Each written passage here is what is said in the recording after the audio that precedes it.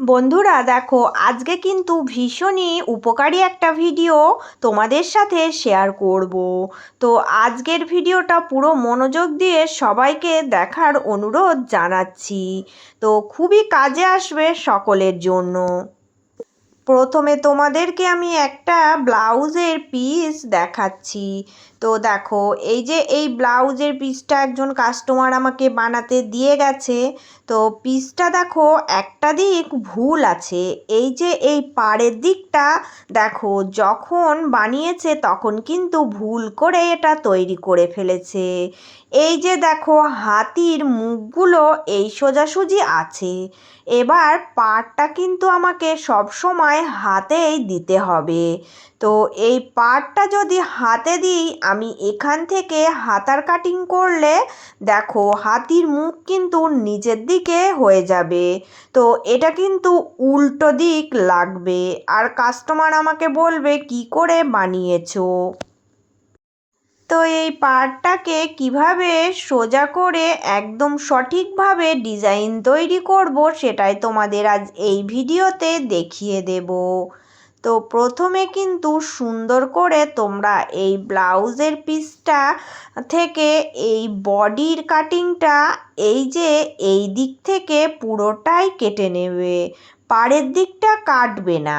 এই দিক থেকে তোমরা ফরমারের টুকরোগুলো বসিয়ে বডির পুরো কাটিংটা করে নেবে। তো এখানে আমি লাইনিংগুলো আগে কেটে নিয়েছিলাম, তাই বসিয়ে নিয়ে পুরো কাটিংটা করে ফিরে আসছি। এবার আমার কাছে পড়ে থাকলো এই অংশটা। তো দেখো, আমি এই যে এই সাইডের যে বাড়তি এক্সট্রা দেখো কাপড় আছে পাড়ের সাইডের, এই দিকটা থেকে সামান্য এই কাপড়টা কেটে আগে বাদ দিয়ে দেব। কারণ এই কাপড়টা আমার কোনো কাজে লাগবে না, এটা খারাপভাবে আছে, তাই এটা কেটে পরিষ্কার করে নিলাম। এবার পুরো পাড়টা কিন্তু আমি এখান থেকে কেটে নেব, কারণ এই পাড়ের অংশটা আমাকে কেটে বাদ দিয়ে দিতে হবে আগে। কারণ এইভাবে যদি আমি না বানাই তাহলে কিন্তু কাস্টমার বুঝবে না, বলবে তুমি ভুলভাল বানিয়ে দিয়েছো। তো হাতির মুখ তো আর আমি এইভাবে সোজা করতে পারবো না, সেটা আমাকে বুদ্ধি খাটিয়ে করতে হবে। তাই দেখো, পাড়ের এই অংশটা আগে থেকে আলাদা করে রাখলাম।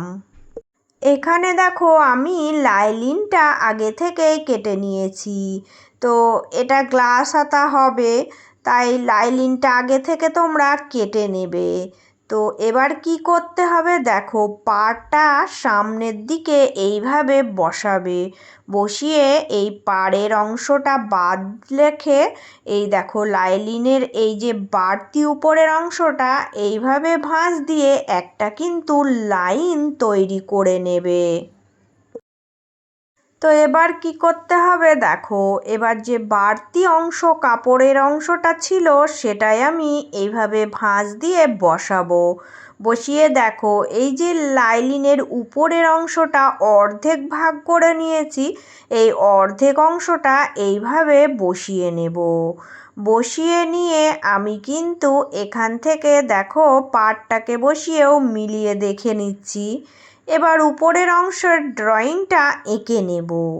তো এই ড্রয়িংটা এইভাবে করে এঁকে উপরের অংশটা আমাকে আলাদা করে কাটিং করতে হবে। এবার দেখো, আমি কিন্তু উপরের এই অংশটা কেটে নেব। তো এই কাটিংটা করে আরও একটা কাটিং করতে হবে, যেহেতু দুটো আমার হাতা লাগবে। তো এটা বসিয়ে সেম আরও একটা কাটিং করে নেব, সহজেই হয়ে যাবে। শুধু জোড়ার টেকনিকটা তোমাদের এবার দেখিয়ে দেব। এবার দেখো, পাড়টাও আমি এই যে এই মাপটা করে কেটে নেব। তো পাড়টাও আমাকে দুটো টুকরোয় করতে হবে, তাই আমি একই মাপ ধরে দেখো দুটো টুকরো কেটে নিয়ে বাড়তি অংশটা রেখে দেব। তো এইভাবে দুটো কাটিং আমি করে নিলাম। এবার আমি তোমাদেরকে জোড়াটা দেখাচ্ছি। প্রথমে দেখো লাইলিনের উপরে পাড়টা এইভাবে বসাবো। তো এইভাবে বসিয়ে যখনই আমি ওই দিকে ঘুরিয়ে দেব তখন কিন্তু এই হাতির মুখগুলো সোজা হয়ে যাবে। তো দেখো একটা সেলাই আমি নর্মাল এইভাবে দিয়ে এটা জুড়ে নিলাম। এবার দেখো পাটটা আমি এই দিকে উল্টিয়ে নিয়ে চলে আসলাম। তো দেখো হাতির এই মুখগুলো সুন্দরভাবে সোজা হয়ে গেল। এর ওপর দিয়ে একটা চাপ সেলাই দিয়ে দাও, তাহলেই কিন্তু এটা সুন্দরভাবে সেট আপ হয়ে গেল। এইভাবে তোমরা বসিয়ে দেখে নেবে, তারপরেই সেট আপ করবে। এবার কি করতে হবে দেখো, এই যে এই পাড়ের সাথে ওপরের এই যে বাড়তি অংশ কাটিং হয়েছিল এটা কিন্তু আমাকে জুড়তে হবে।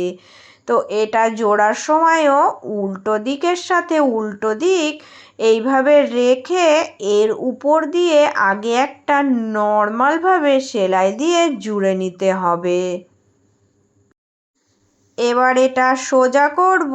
তো সোজা করার পর তোমাদেরকে দেখাচ্ছি। এটা দেখো কত সহজে সুন্দরভাবে সোজা হয়ে পাড়টা কিন্তু সেট আপ হয়ে গেল। তো এই পাড়টা সেট আপ করার পর এবার এখান দিয়ে একটা চাপ সেলাই আমাকে দিতে হবে। তো লাইলিনের উপর দিয়ে চাপ সেলাই দেওয়ার দরকার নেই, এই মেন কাপড়ের ওপরেই দেবে, কিন্তু পাড়টা উপরে রেখে সোজা চাপ সেলাইটা দিয়ে দেবে। তো যে সকল বন্ধুরা প্রত্যেক দিন আমার ভিডিওগুলো ধৈর্য সহকারে দেখো, তোমাদের সবার জন্য রইল অনেক অনেক ভালোবাসা। তো পুরনো বন্ধু তোমরা সব সময় এভাবেই পাশে থেকো। আর নতুন বন্ধু তোমরা যারা এখনও চ্যানেলটি সাবস্ক্রাইব করনি, প্লিজ বন্ধুরা চ্যানেলটি সাবস্ক্রাইব করে নিয়ে পাশে থাকার অনুরোধ রইল। এবার দেখো এর ফিনিশিংটা কত সুন্দর এসেছে, দেখতে কিন্তু ভীষণ সুন্দর হয়ে গেছে। আর বোঝাও কিন্তু যাচ্ছে না যে এটা আমি এইভাবে জুড়ে দিয়েছি। একটা সুন্দর ডিজাইন তৈরি হয়ে গেছে আর পাড়টা কিন্তু সহজেই সোজাভাবে সেট আপও হয়ে গেছে। এবার দেখো এক্সট্রা যে বাড়তি অংশ আছে তো সেগুলো একটু কেটে বাদ দিয়ে লাইলিনটা যেহেতু আমার কাটিং করাই ছিল ওই মাপে কেটে নেবে, তাহলে কত সুন্দর একটা গ্লাস হাতা হয়ে গেল। আর দেখো সহজেই তোমাদেরকে দেখিয়ে দিলাম পাড়টা কিভাবে সোজা করবে। তো আজকের এই ভিডিওটা তোমাদের কেমন লাগলো তোমরা কিন্তু কমেন্ট করে জানিয়ে যেও। অনেকেই আমাকে কমেন্ট করেছিল, বলেছিল যে এই রকম পাড় থাকলে কিভাবে সোজা করা হয়। তো সেটার জন্যই আজকের এই ভিডিওটা তোমাদের সাথে শেয়ার করলাম, যাতে সবার উপকারে আসে। তো চলে আসবো আবারও অন্য কোনো একটা হেল্পফুল ভিডিও তোমাদের সাথে শেয়ার করতে। সবাই ভালো থেকো, সুস্থ থেকো।